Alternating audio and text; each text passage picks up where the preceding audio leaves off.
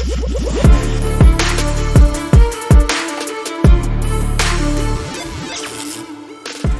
haven't looked at the She-Hulk Rotten Tomatoes scores in a while. Thought it'd be fun to go back over them real quick for the opening of this video. As you can see, the audience score is still sitting at a very low rate at 39%. And then we have the critic score, 87%, which should tell you all you need to know about critics. They're playing ball with this one. They are playing ball, and they're going to make sure it stays up there. Anybody who's seen She-Hulk, can you tell me that is this show a 90? That's putting it up there with some of the best television of all time. And I don't think that's this show, to be honest. Come on.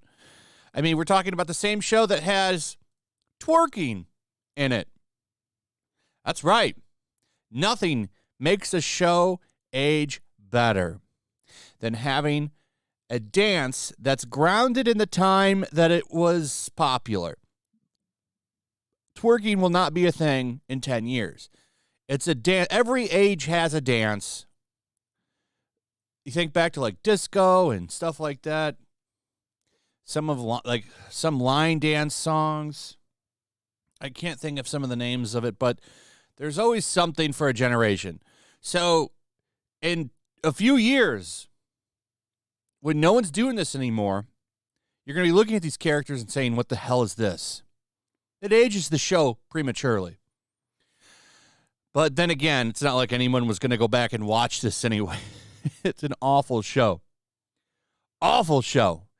And it's also highlighting the downfall of the MCU. Now, Marvel is really pushing these Disney Plus shows. There's a lot of bloat now to these phases. Phase 4, if you were to compare how many hours, like take everything in age 4 and add up the time it takes to watch all of the material, you're like, I'm just going to guess, 30 to 40 hours now with the movies and the shows. Whereas you compare this to phase 3, 2, or 1, you were maybe at 12 hours. You had to watch a couple of movies. Most of them were pretty good. Even Ant-Man, which isn't great, is pretty tolerable. It's not an awful movie, mostly because the main characters are pretty talented and it worked. Not saying it's a great movie, but it's definitely watchable. I didn't hate watching that movie. I thought it was fun at times, had some funny scenes. But anyway, the point is you didn't have to watch nearly as much, and most of it was all right. This stuff has been awful. Just about every Disney Plus series has been shit. And the last one, which I did not watch, was Ms. Marvel. Skipped that one. I've skipped Moon Knight as well, and I've skipped She-Hulk. So now if I go and watch movies, I'm going to be behind, I suppose, but it is what it is. So with the last series, with Ms. Marvel, you had for the first time a Marvel show drop off the face of the earth when it comes to ratings. And now it looks like She-Hulk is following in Ms. Marvel's footsteps. Now, they made a lot of excuses for Ms. Marvel and why its ratings failed. And now they're going to have to do it again with She-Hulk. This is bad. This is the beginning of the end for the MCU.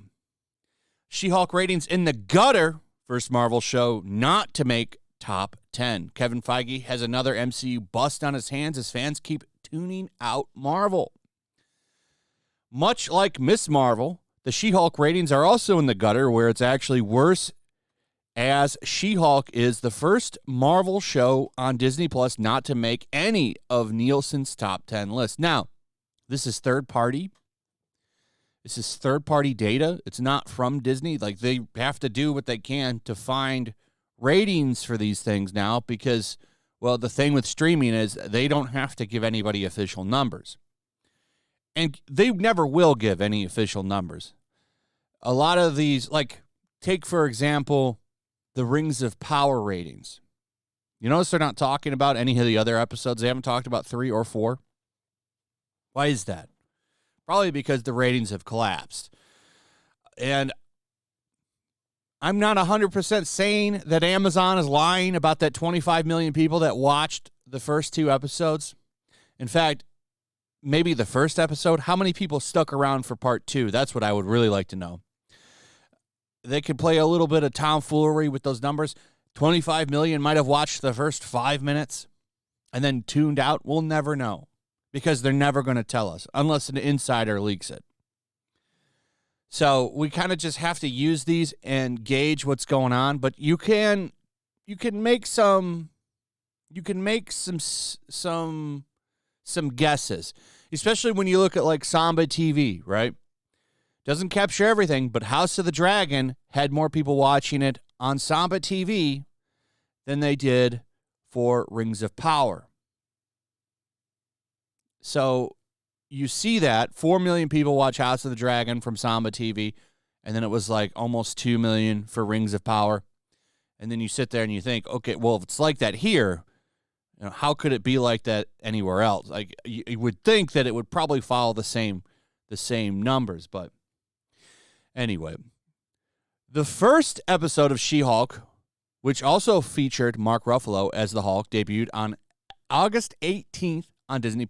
Nielsen released its ratings for the week of August 15 through 21, where She-Hulk is not listed.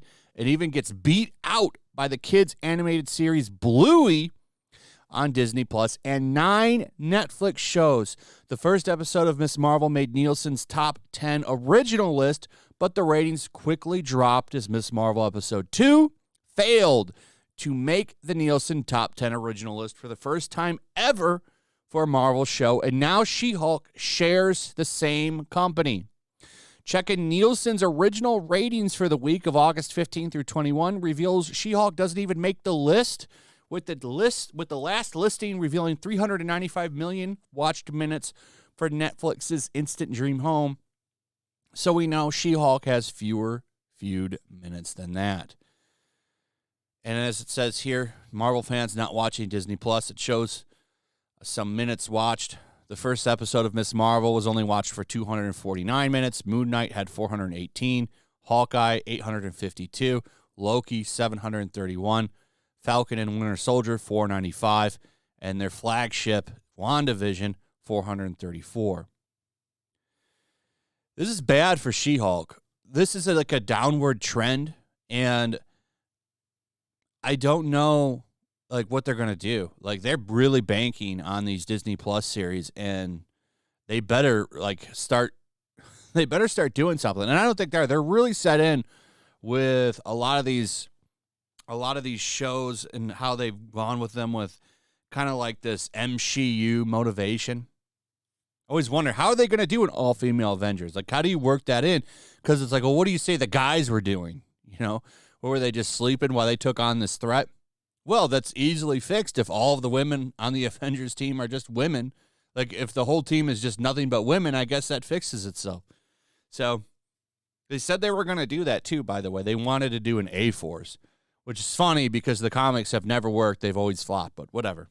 Anyway, let me know what you guys think about this. This is pretty telling. And, you know, when you see shit like this, like people, like the media celebrated this stupid twerking, which I thought was funny because she did this twerking. And then, you know, 2 episodes earlier, she was talking about how she gets catcalled and objectified.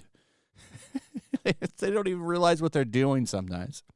Anyway, that's it. Let me know what you think. Also, if you would, please like, subscribe, share the video. Make sure you're still subscribed. Hit that notification bell. And I'll see you on the next one. Peace. Make sure to check out my locals. There's a link in the description. It's a fun community that I'm trying to build over here. If you don't want to support me on YouTube, you can come over here. None of that money goes to YouTube.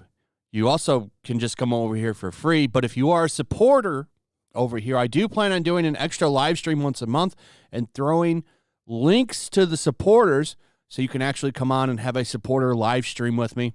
Also, it's a good place to catch all of my content.